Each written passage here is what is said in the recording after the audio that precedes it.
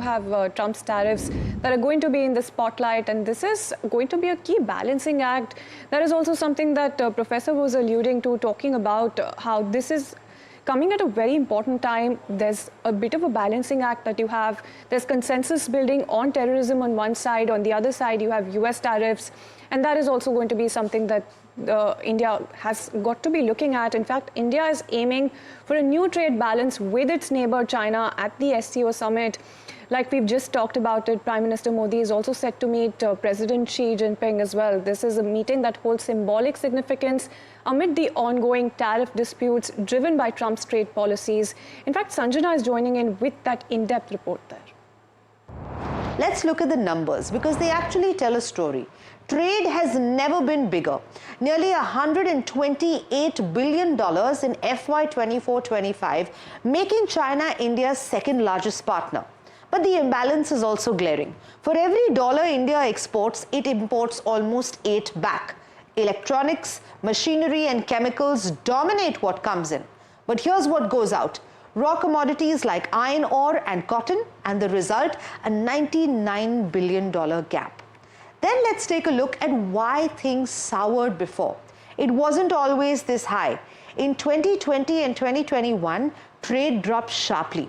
COVID played a role, but so did the Galwan issue.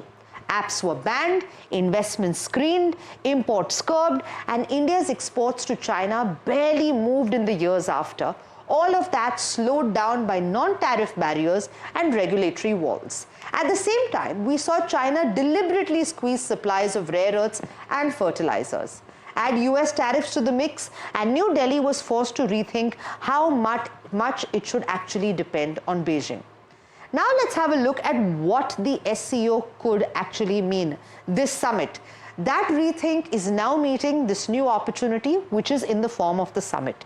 Under China's presidency, both sides could separate border tensions from trade, and resuming direct flights, expanding market access, and even exploring joint energy and manufacturing projects are on the table. With SCO trade at nearly 900 billion, India doesn't want to be left behind. And if security talks succeed, it may also reduce border flare-ups. Let's also look at what has already happened, which China is calling the dragon-elephant tango. This dance is already visible. Border trade has quietly restarted at 3 Himalayan posts. New working groups are in place to manage disputes, and diplomatically, Xi Jinping reached out privately earlier this year, followed by a visit from China's foreign minister.